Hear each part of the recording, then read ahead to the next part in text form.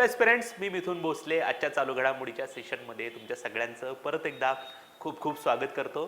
जून 2023च्या चालू घडामोडी आपण बघत आहोत आणि आज त्यातील एक नवीन टॉपिक आपण बघणार आहोत, तो म्हणजे विज्ञान तंत्रज्ञान क्षेत्रातील चालू घडामोडी. सुरू करूया आपलं आजचं एक्साइटिंग लेक्चर. पहिली जी न्यूज आहे ती एका संस्थेचं जी काही ॲन्युअल समिट असते ती समिट खूप दिवसानंतर आपल्या भारतामध्ये होणार आहे, त्याच्या संदर्भानं त्या ठिकाणी आहे. कुठली संस्था आहे तर त्याचं नाव आहे आंतरराष्ट्रीय प्रशासकीय विज्ञान संस्था. या संस्थेची वार्षिक परिषद आपल्या भारतामध्ये त्या ठिकाणी पार पडणार आहे. ही वार्षिक परिषद खालीपैकी कोणत्या ठिकाणी पार पडणार आहे असा साधा सिंपल तुम्हाला प्रश्न विचारू शकतात आणि ते ठिकाण आहे कोची, जे केरळमधलं एक शहर आहे. फेब्रुवारी 2025 मध्ये ही परिषद पार त्या ठिकाणी पडणार आहे.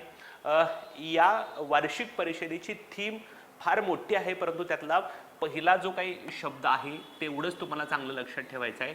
Next generation administrative reforms. लक्षात ठेवा, नेक्स्ट जनरेशन ॲडमिनिस्ट्रेटिव्ह रिफॉर्म्स या अंतर्गत आंतरराष्ट्रीय प्रशासकीय विज्ञान संस्थेची वार्षिक परिषद आपल्या भारतामध्ये त्या ठिकाणी पार पडणार आहे फेब्रुवारी 2025 मध्ये.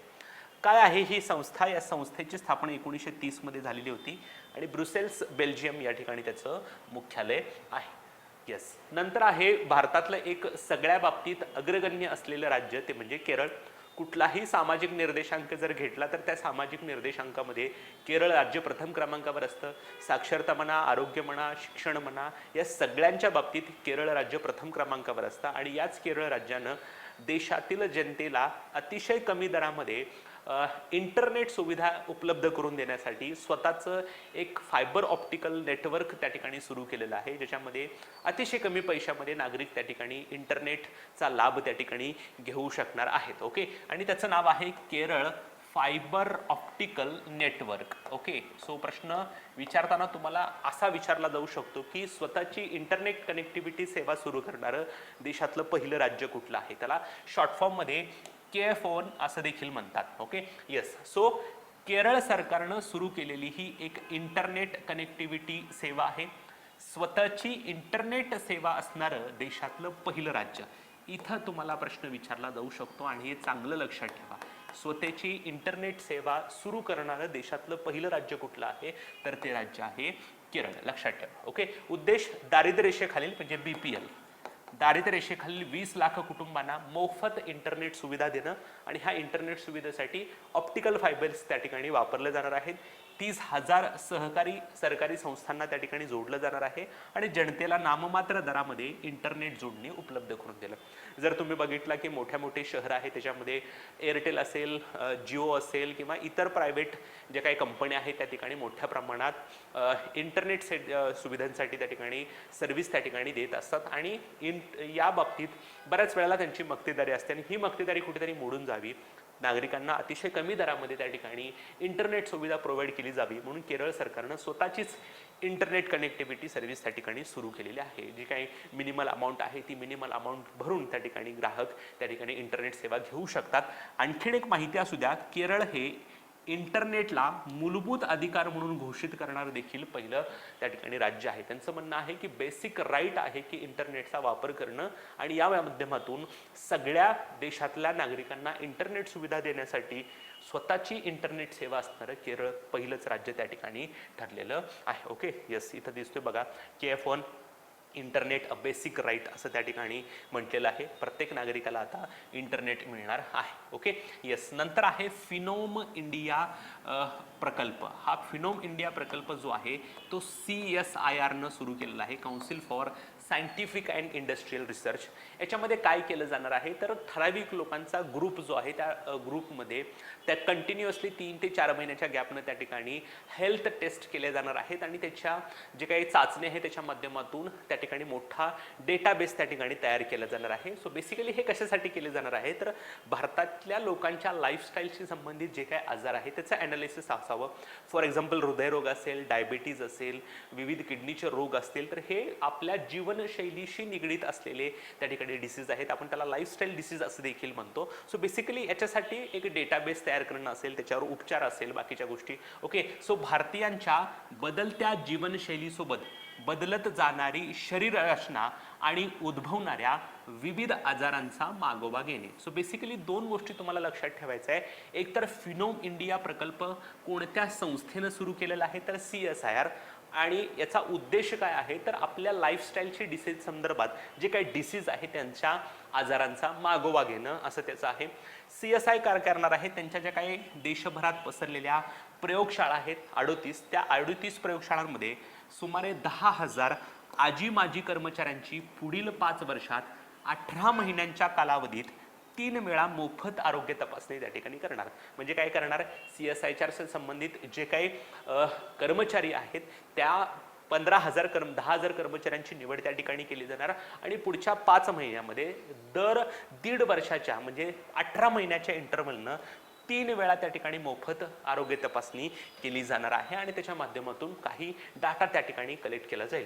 याच्यामध्ये हृदय, यकृत, किडनी, फुफ्फुसे, त्वचा, डोळे, रक्त यांच्या तपासणीसाठी अत्याधुनिक साधनांचा वापर त्या ठिकाणी केला जाणार आहे. सो बेसिकली डाटा गोळा करणं आणि त्याच्या संदर्भात काही उपचार करता येऊ शकतात का किंवा काही सुविधा देता येऊ शकतात का ह्याच्यासाठी प्रयत्न करणं. Okay, yes. नंतर आहे देशातील पहिली ओमिक्रॉन विरोधी mRNA आधारित लस. mRNA म्हणजे मॅसेंजर RNA. ह्याच्यामध्ये टेक्निकल जाऊ नका की नक्की mRNA लस असते म्हणजे काय. सो जर तुम्हाला तुम्ही मुख्य परीक्षा करत असाल, राज्यसेवा असेल किंवा कंबाईन असेल, तर त्याच्यामध्ये सायन्स अँड टेक्नॉलॉजी आहेच आणि ह्या सायन्स अँड टेक्नॉलॉजीमध्ये तुम्हाला कधीतरी mRNA आधारित लस म्हणजे mRNA बेस्ड व्हॅक्सिन म्हणजे काय असतात हे तुम्हाला त्या ठिकाणी शिकवलं जाईल. माझा फक्त इथं हाच उद्देश आहे की ओमिक्रॉन काय आहे, तर ओमिक्रॉन हे कोविडचा एक स्ट्रेन आहे आणि ह्या ओमिक्रॉन डेडलीस्ट समजला जात होता आणि याच्या विरोधात काही वॅक्सिन्स त्या ठिकाणी डेव्हलप करण्यात आलेले होते. सो ओमिक्रॉन विरोधी जी काही mRNA लस आहे ती mRNA लस देशातली पहिली लस त्या ठिकाणी तयार करण्यात आलेली आहे. तुम्हाला प्रश्न विचारताना हाच प्रश्न विचारला जाऊ शकतो, झेमकोवॅक. ओके, ही देशातील पहिली ओमिक्रॉन विरोधी mRNA आधारित लस कुठली आहे, तर तिचं नाव आहे Gemcovac OM. Okay, what is OM? OM for Omicron. Okay, ह्याचा विकास आणि निर्मिती कोणी केलेली आहे, तर जिनोव्हो बायोफार्मास्युटिकल्स जी पुण्यामधली कंपनी आहे त्यांनी त्याची निर्मिती केली आहे. सगळ्यात महत्त्वाची गोष्ट, बऱ्याच लोकांना वॅक्सिन घेत असताना सुईची भीती वाटते, म्हणून ही लस जी आहे ती सुईमुक्त आहे आणि थर्मोस्टेबल आहे. म्हणजे 2 ते 8 अंश सेल्सिअस तापमानाला ती स्थिर राहू शकते, त्याच्यामध्ये काही बदल जाणवू शकत नाही. कारण बऱ्याच वेळेला ह्या ज्या काही लसी असतात त्या अतिशय कमी तापमानाला ठेवाव्या लागतात, परंतु 2 ते 8 अंश सेल्सिअस तापमानामध्ये ती स्टेबल राहू शकते. कोविशिल्ड किंवा कोवॅक्सिनचा जो काही डोस घेतलेले व्यक्ती आहेत ते ॲज अ बूस्टर डोस म्हणून देखील या लसीचा वापर करू शकतात. पण लक्षात ठेवा, प्रश्न विचारताना तुम्हाला 2च बीटवरती प्रश्न विचारण्याची शक्यता जास्त आहे की देशातली पहिली ओमिक्रॉन विरोधी mRNA आधारित जी काही लस तयार करण्यात आलेली आहे तिचं नाव काय आहे, तर तिचं नाव आहे झेमकोवॅक. आणि दुसरी महत्त्वाची गोष्ट, ह्या लसीची निर्मिती कोणी केलेली आहे, तर जिनोव्हो बायोफार्मास्युटिकल्स पुणे इथली जी काही कंपनी आहे त्यांनी बनवलेलं आहे. सो आत्तापर्यंत कोविड व्हॅक्सिनच्या संदर्भात जे काही आयोगाने प्रश्न विचारलेले आहेत तिथं त्या लसीची निर्मिती करणारी कंपनी कुठली आहे तेच विचारलेलं आहे. सो फक्त जिनोव्हो आणि पुणे तुम्ही लक्षात त्या ठिकाणी ठेवू शकता. Okay, yes. नंतर गुगल ही जी काही मोठी कंपनी आहे ती कंपनी भारतामध्ये जवळजवळ 10 अब्ज रुपयांची गुंतवणूक त्या ठिकाणी करणार आहे. ह्याची घोषणा सुंदर पिचाई यांनी केली, जे गुगलचे CEO त्या ठिकाणी आहेत. आणि ह्याला निमित्त पण तेच होतं की भारताचे पंतप्रधान नरेंद्र मोदी हे अमेरिकेच्या दौऱ्यादरम्यान होते, तेव्हा नरेंद्र मोदी यांची आणि जी काही सुंदर पिचाई आहे यांची भेट त्या ठिकाणी झाली होती. कारण जेव्हा स्टेट व्हिजिटसाठी नरेंद्र मोदी गेले होते तेव्हा बऱ्याच वेळेला त्या ठिकाणी तिथले जे काही मोठे मोठे लोक आहेत त्यांच्या भेटीगाठी त्यांनी घेतलेल्या होत्या आणि याच वेळेला सुंदर पिचाई जी आहेत त्यांची भेट नरेंद्र मोदी यांनी घेतली आणि त्याच वेळेला गुगलनी घोषणा केली की आम्ही आगामी काळामध्ये भारतामध्ये 10 अब्ज डॉलरचा निधी गुंतवणार आहोत. आणि हा निधी कशामध्ये गुंतवला जाईल, तर भारताचा डिजिटायझेशन संबंधित जो काही निधी आहे त्याच्यामध्ये हा निधी गुंतवला जाणार आहे. डिजिटायझेशन म्हणजे काय, डिजिटल इंडिया. सो सगळ्या गोष्टी आपण डिजिटल पद्धतीने त्या ठिकाणी करतोय. एखाद्या गोष्टीचं पेमेंट करणं असेल, एखादी गोष्ट मागवणं असेल, हे सगळं आपण डिजिटल पद्धतीने त्या ठिकाणी करत आहोत. सो डिजिटल इंडियाच्या संदर्भात जे काही डिजिटायझेशन आहे सुरू त्याच्यासंबंधी हा निधी त्या ठिकाणी गुंतवला जाणार आहे. भारत, अमेरिका आणि जगभरातील लहान मोठ्या उद्योगांना ह्याचा मदत होणार आहे ऑब्विसली. ओके, गांधीनगर या ठिकाणी जी काही गिफ्ट सिटी उभारली जाते आहे, Gujarat international finance tech city, ह्या गिफ्ट सिटीमध्ये गुगलचं ग्लोबल फिनटेक ऑपरेशन सेंटर त्या ठिकाणी असणार आहे. मग की बेसिकली ह्या गुगलच्या माध्यमातून अनेक वित्तीय सेवा देण्याचा देखील त्या ठिकाणी प्रयत्न असणार आहे. ओके, सो फिनटेक म्हणजे फिनान्शियल टेक्नॉलॉजीच्या संदर्भातल्या काही गोष्टी त्या ठिकाणी असतात. ओके, सो बेसिकली प्रश्न विचारताना तुम्हाला खालीपैकी कोणती कंपनी भारतामध्ये $10 अब्ज गुंतवणूक करणार आहे गुगल, किंवा कशाशी संबंधित हा निधी असणार आहे, तर भारताला आणखीन कशा पद्धतीने डिजिटल करू शकतो. कारण बेसिकली सगळ्यात महत्त्वाची गोष्ट म्हणजे 140 कोटी जनता आसपास आहे आपल्या भारताची, आणि ह्याच्यामध्ये मोठ्या प्रमाणात त्या ठिकाणी या टेक्नॉलॉजीचा वापर त्या ठिकाणी किंवा डिजिटल युग आहे असं म्हणतो. त्यामुळे डिजिटल पद्धतीचा वापर जास्तीत जास्त व्हावा म्हणून त्या ठिकाणी अशा पद्धतीनं गुगल इन्व्हेस्टमेंट करणार आहे. ओके, आता आपण थोड्या संक्षिप्त घडामोडी त्या ठिकाणी बघूयात. ओके, कृत्रिम पावसासाठी ढग बीजन म्हणजे क्लाउड सीडिंग, थोडक्यात पाऊस पडावा म्हणून त्या ठिकाणी सिल्वर आयोडाईड किंवा सिल्वर नायट्रेट त्या ठिकाणी विमानातून त्या ठिकाणी ढगांमध्ये फवारलं जातं, आणि आवश्यक परिस्थिती निर्माण झाल्यानंतर त्या ठिकाणी पाऊस पडतो. आपण त्याला आर्टिफिशियल रेन असं देखील म्हणतो. सो कृत्रिम पावसासाठी ढग बीजन करण्यासाठी यशस्वीरित्या चाचणी उड्डाण घेणारी संस्था IIT कानपूर. लक्षात ठेवा, तुम्हाला फक्त 2 शब्द लक्षात ठेवायचे आहेत, IIT कानपूर आणि क्लाउड सीडिंग. ओके, हे चांगलं लक्षात ठेवा. नंतर सौर ऊर्जेचा वापर करून समुद्राच्या पाण्यापासून हायड्रोजन तयार करणारी संस्था IIT मद्रास. लक्षात ठेवा, सौर ऊर्जेचा वापर केलेला आहे आणि हायड्रोजन तयार केलेला आहे. आपण त्याला ग्रीन हायड्रोजन देखील त्या ठिकाणी म्हणू शकतो. आता बेसिकली काय बघा, so hydrogen as a energy source म्हणून त्या ठिकाणी वापरला जाऊ शकतो, परंतु हायड्रोजन ॲज अ फ्युअल किंवा एनर्जी सोर्स वापरत असताना त्याची कॅलोरिफिक व्हॅल्यू खूप जास्त आहे, म्हणजे तो कमी जळतो आणि जास्त ऊर्जा त्या ठिकाणी तयार करतो, म्हणून तो एक आयडियल ऊर्जेचा स्रोत मानला जातो. परंतु प्रॉब्लेम असा आहे की हायड्रोजन जेव्हा आपण बाहेर काढतो तेव्हा तो स्टोरेज करणं फार अवघड आहे. त्यासाठी हाय प्रेशर टँक त्या ठिकाणी लागत असतात. अतिशय सोपं आहे, जर तुम्हाला हायड्रोजन बाहेर काढायचं असेल किंवा हायड्रोजन मिळवायचं असेल तर जे काही पाणी आहे, पाण्याचं विद्युत अपघटन केलं म्हणजे इलेक्ट्रॉलिसिस केलं तर त्याच्यातून तुम्हाला हायड्रोजन वायू त्या ठिकाणी बाहेर पडतो. परंतु ग्रीन हायड्रोजन म्हणजे काय, तर विद्युत अपघटन करण्यासाठी लागणारी ऊर्जा जर तुम्ही सौर ऊर्जा, पवन ऊर्जेपासून तयार केलेली असेल आणि मग पाण्याचे विद्युत अपघटन केलं असेल तर त्याला ग्रीन हायड्रोजन त्या ठिकाणी म्हटलं जातं. सो बेसिकली IIT मद्रासनं काय केलेलं आहे, सौर ऊर्जेचा वापर केला, समुद्राचं पाणी घेतलं, त्याचं विद्युत अपघटन केलं आणि त्याच्या माध्यमातून हायड्रोजन वायू बाहेर काढला, आणि हाच हायड्रोजन उद्या आपण ॲज अ एनर्जी सोर्स म्हणून वापरू शकतो. हे कोणी केलेलं आहे, IIT मद्रासनं. Okay, yes. नंतर IIT मद्रासनंच आणखीन एक त्या ठिकाणी डिव्हाइस किंवा एक प्रोजेक्ट त्या ठिकाणी सुरू केलेला आहे, जो त्या ठिकाणी तुम्हाला एक इन्स्ट्रुमेंट असेल जिथं तुम्ही फिरत आहात किंवा राहत आहात, तिथं हवेची गुणवत्ता कशी आहे ते त्या ठिकाणी सांगणार आहे. सो IIT मद्रासनं विकसित केलेले मोबाईल स्मार्ट वायू निरीक्षण प्रणाली म्हणजेच त्या ठिकाणी एअर पोल्युशन मॉनिटरिंग सिस्टीम, पण ती कशी आहे, मोबाईल आहे. मोबाईल म्हणजे काय, एका ठिकाणाहून दुसऱ्या ठिकाणी. मोबाईल म्हणजे याचा अर्थ तुम्ही असं बघू नका की हातात मोबाईल आहे, आपण त्याला जे डिव्हाइस म्हणतो ते मोबाईल म्हणजे अशी गोष्ट जी एका ठिकाणीहून दुसऱ्या ठिकाणी जाते. सो IIT मद्रासनं मोबाईल स्मार्ट वायू प्रदूषण निरीक्षण प्रणाली विकसित केली आहे. त्या सिस्टीमचं नाव आहे प्रोजेक्ट काटरू. लक्षात ठेवा, हा शब्द तुम्हाला लक्षात ठेवायचा की प्रोजेक्ट काटरू कुणी सुरू केलेला आहे, तर IIT मद्रासनं.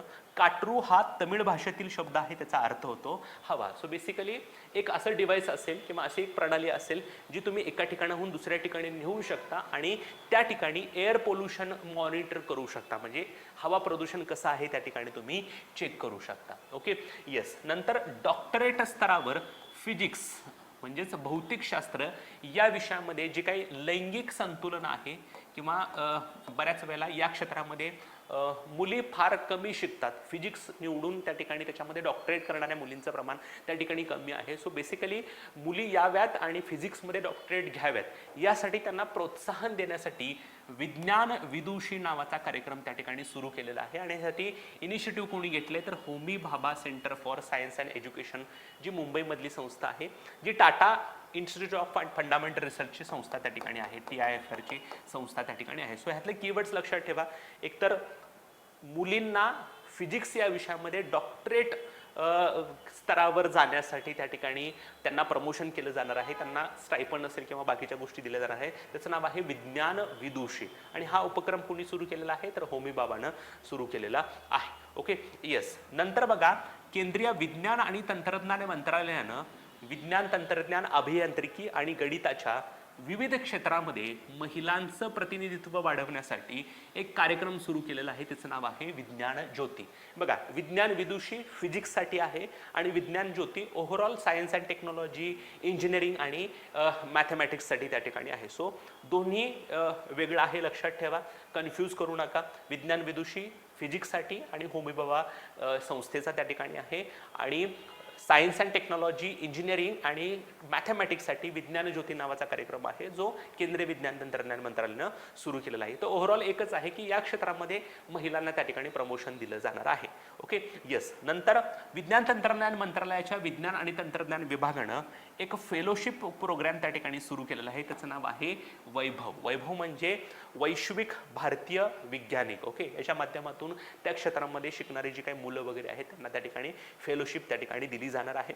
नंतर उत्तर भारतातली पहिली त्वचा बँक म्हणजेच स्किन बँक कुठं तर सफदरजंग नावाचं हॉस्पिटल आहे नवी दिल्ली इथं अशा प्रकारची उत्तर भारतातली पहिली स्किन बँक त्या ठिकाणी सुरू करण्यात आलेली आहे. आता स्किन बँक म्हणजे काय, एखाद्या व्यक्तीचा जेव्हा मृत्यू होतो तेव्हा त्याच्या शरीरातले बरेच जे काही अवयव आहेत ते त्या ठिकाणी जेव्हा जाळले जातात किंवा त्याच्यासोबत त्या ठिकाणी जात असतात, परंतु आपल्या मृत्यू पश्चात देखील आपल्या शरीरातल्या प्रत्येक अवयवाचा उपयोग आपल्यानंतर कोणाला तरी व्हावा म्हणून त्या ठिकाणी ऑर्गन डोनेशनचे उपक्रम त्या ठिकाणी सुरू असतात. इथं बऱ्याच वेळेला लिव्हर असेल, किडनी असेल, डोळे असतील यांचं डोनेशन करताना लोक दिसतात, परंतु काही लोक स्वतःची त्वचा देखील त्या ठिकाणी देतात जेणेकरून जे काही त्यांना आपण म्हणतो ना की बऱ्याच वेळेला आगीमध्ये भाजलेले वगैरे जे लोक असतात किंवा ह्या केसेसमध्ये त्यांची स्किन जळलेली असते आणि तेव्हा त्यांना स्किनची गरज असते. सो अशा वेळेला ह्या लोकांची स्किन त्या ठिकाणी वापरली जाऊ शकते. सो मृत्यू पश्चात काही लोकांना जर स्किन डोनेट करायची असेल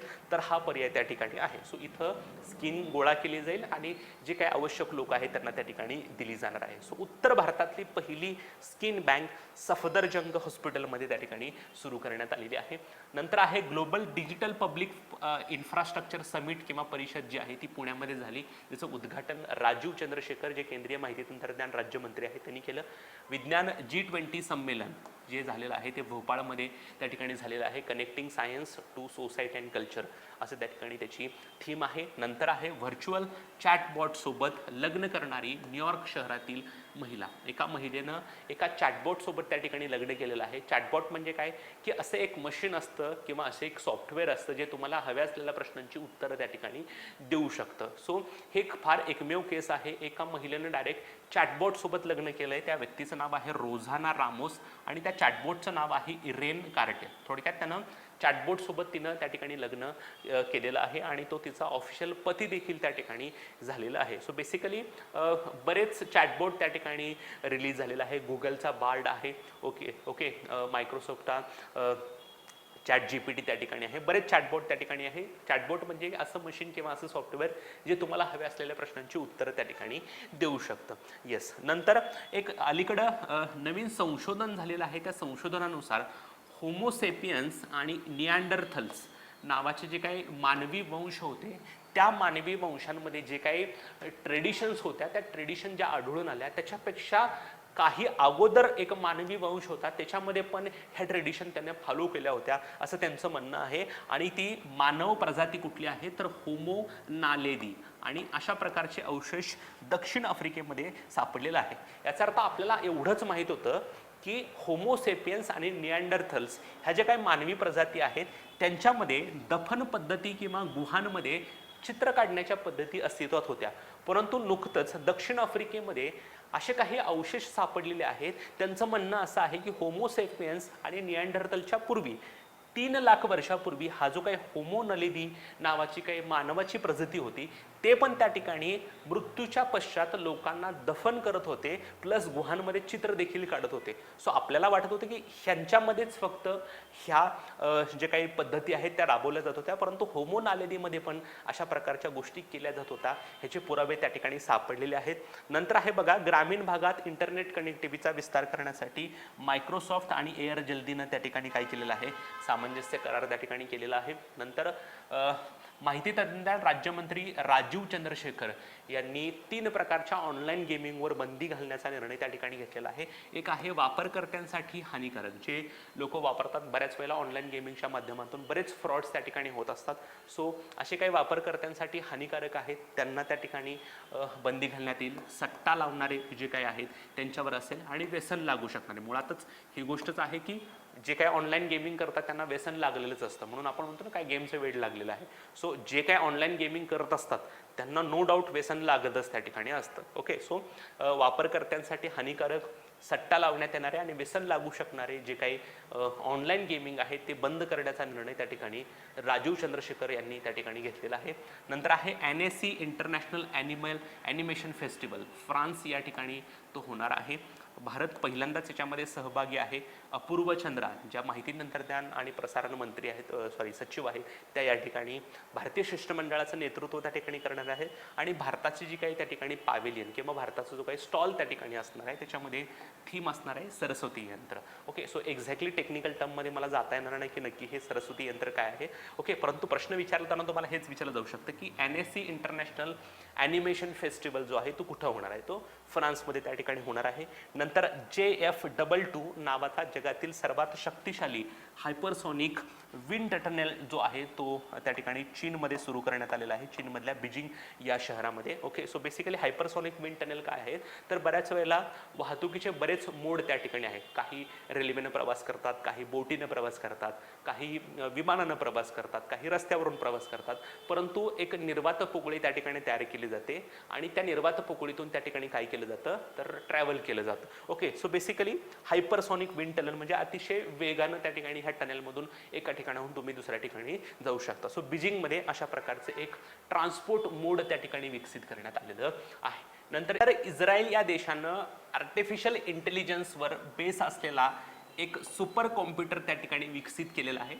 त्या नावामध्ये त्या देशाचं नाव पण त्या ठिकाणी आहे. इस्रायल-1 नावाचा एक महासंगणक त्या ठिकाणी इस्रायलनं तयार केलेला आहे जो आर्टिफिशियल इंटेलिजन्सवर बेस आहे.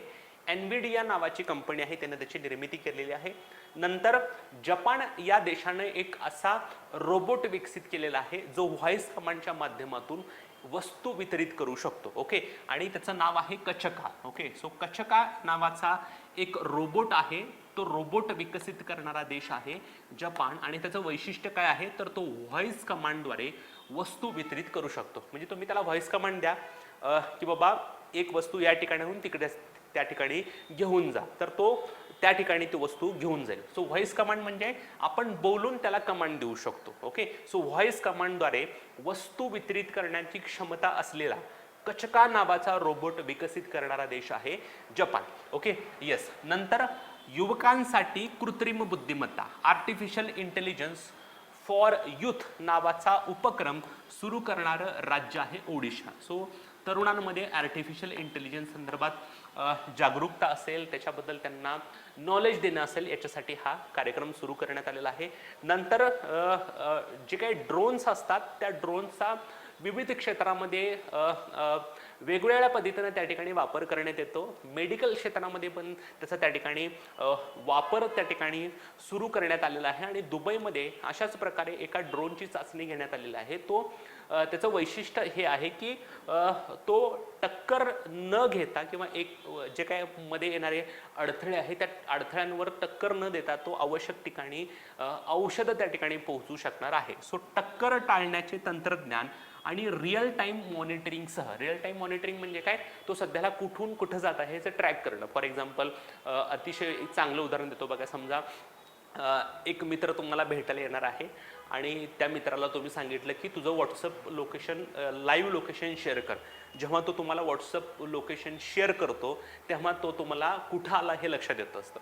किंवा तुम्ही घर बसल्या एखाद्या कंपनीवरती त्या ठिकाणी खाण्याची एखादी ऑर्डर टाकली. फॉर एक्झाम्पल झोमॅटोवर समजा तुमचं एखादा आवडतीचा रेस्टॉरंट आहे आणि तिथे तुम्ही समजा तुम्हाला पनीरची भाजी फार आवडते म्हणून तुम्ही पनीरची भाजी त्या ठिकाणी ऑर्डर केली असेल, तर ते आपल्याला लक्षात येतं बघा. आपण म्हणतो ह्या इथं पोहोचलाय, तिथून त्यानं वळलेलं आहे, ह्या इथं आलेलं आहे. आपण जसं ट्रॅक करतो तसं त्याला आपण रिअल टाइम मॉनिटरिंग असं त्या ठिकाणी म्हणत असतो. सो ड्रोन एका ठिकाणी उडल्यानंतर दुसऱ्या ठिकाणी जात असताना तो कुठून कसा कसा चाललेला आहे हे देखील आपण घर बसल्या बघू शकतो आणि याच्या माध्यमातून तो औषध वितरण करू शकणार आहे. आणि हे शहर कुठलं आहे तर दुबई.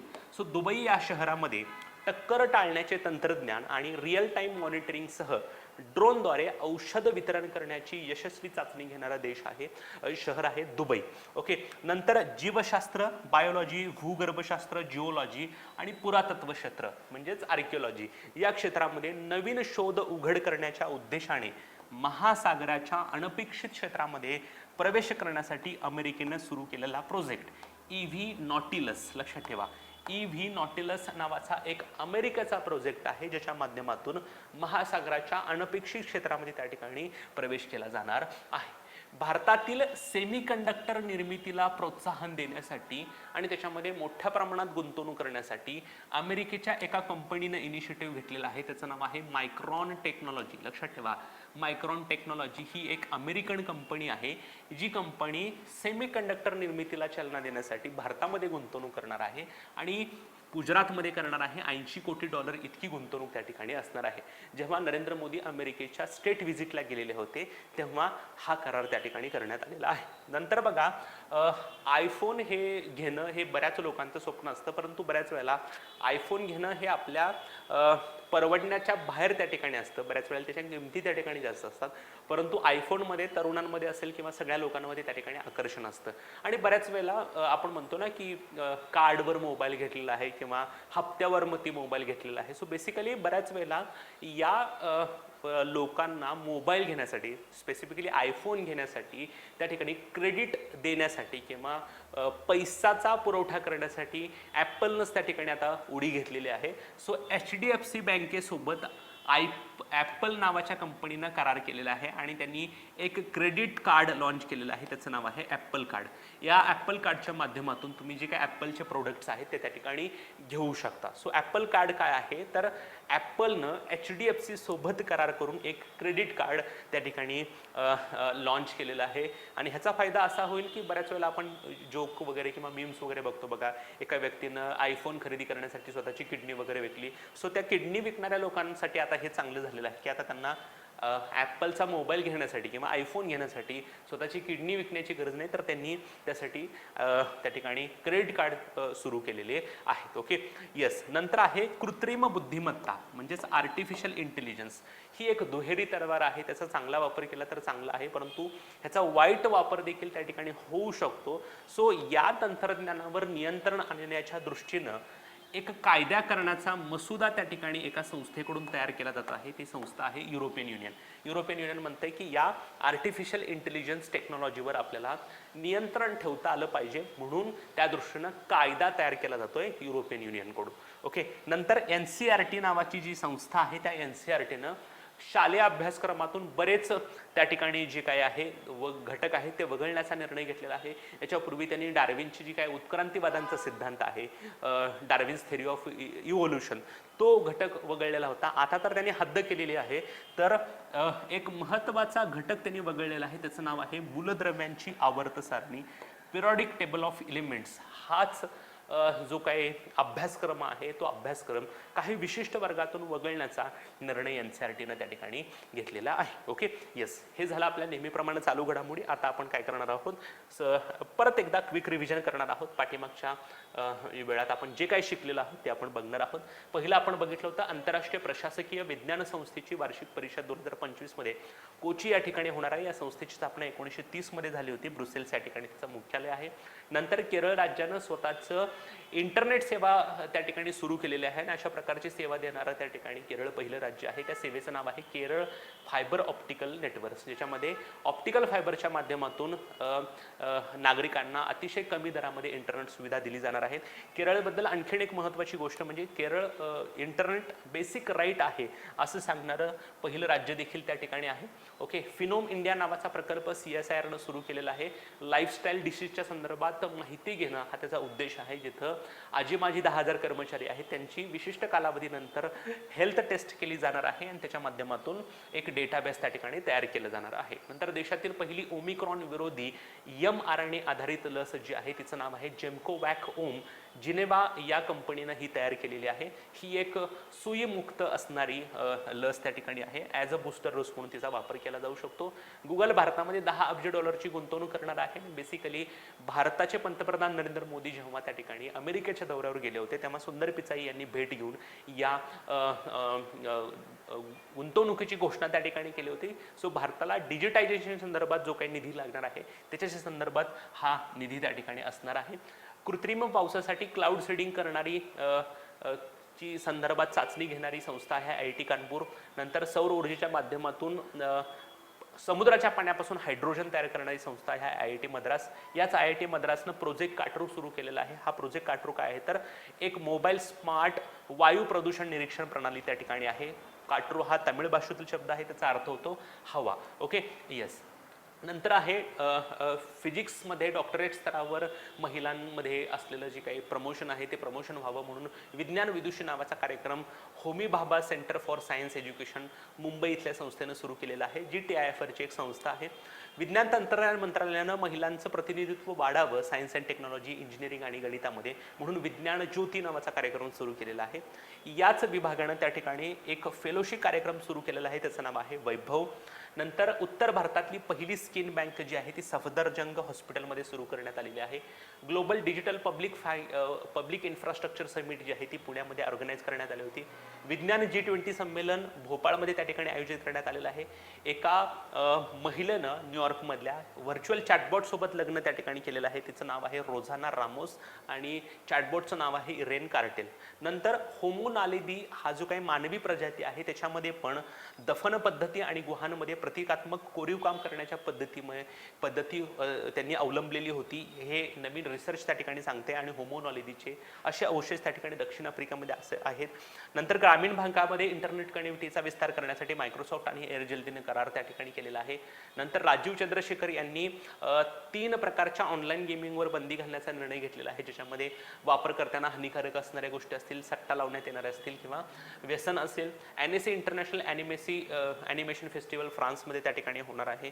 JFW नावाचा जगातील सर्वात शक्तिशाली हायपरसोनिक विंड टनल जो आहे तो चीनमध्ये त्या ठिकाणी तयार करण्यात येणार आहे. इस्रायलनं AI बेस्ड एक सुपर कॉम्प्युटर तयार केला, त्याचं नाव आहे इस्रायल-1. व्हॉइस कमांडद्वारे वस्तू वितरित करण्यासाठी कचका नावाचा रोबोट त्या ठिकाणी जपाननं विकसित केलेला आहे. युवकांसाठी आर्टिफिशियल इंटेलिजन्स फॉर यूथ नावाचा कार्यक्रम ओडिशा सरकारनं सुरू केलेला आहे. नंतर ड्रोनच्या माध्यमातून त्या ठिकाणी औषध वितरित करण्यासाठी यशस्वी चाचणी घेणारं शहर आहे दुबई. नंतर अमेरिकेनं EV नॉटिलिस नावाचा एक प्रोजेक्ट सुरू केलेला आहे, जो महासागराशी संबंधित त्या ठिकाणी असणार आहे. सेमीकंडक्टर निर्मितीला चालनासाठी देण्यासाठी भारतामध्ये अमेरिकेतली मायक्रॉन टेक्नॉलॉजी नावाची कंपनी इन्व्हेस्टमेंट करणार आहे. त्या ठिकाणी गुजरातमध्ये मोठा प्रोजेक्ट त्या ठिकाणी असणार आहे. $80 कोटी त्या ठिकाणी गुंतवणूक असणार आहे. नंतर ॲपलनं HDFC सोबत करार करून एका क्रेडिट कार्डचं अनावरण केलेलं आहे, त्याचं नाव आहे ॲपल कार्ड, ज्याच्या माध्यमातून या ॲपल कार्डचा वापर करून लोक त्या ठिकाणी आयफोनचे उत्पादनं त्या ठिकाणी घेऊ शकतील. कृत्रिम बुद्धिमत्तेवर नियंत्रण ठेवण्यासाठी युरोपियन युनियन कायदा तयार करण्याचा विचार करत आहे आणि NCERTनं एक महत्त्वाचा अभ्यासविषयक घटक अभ्यासक्रमातून वगळलेला आहे, त्याचं नाव आहे periodic table of elements. Okay, yes. So आजच्यासाठी आपण इथंच थांबतोय मित्रांनो. परत भेटूयात नवीन चालू घडामोडी आणि नवीन संकल्पनांसहित. तोपर्यंत धन्यवाद.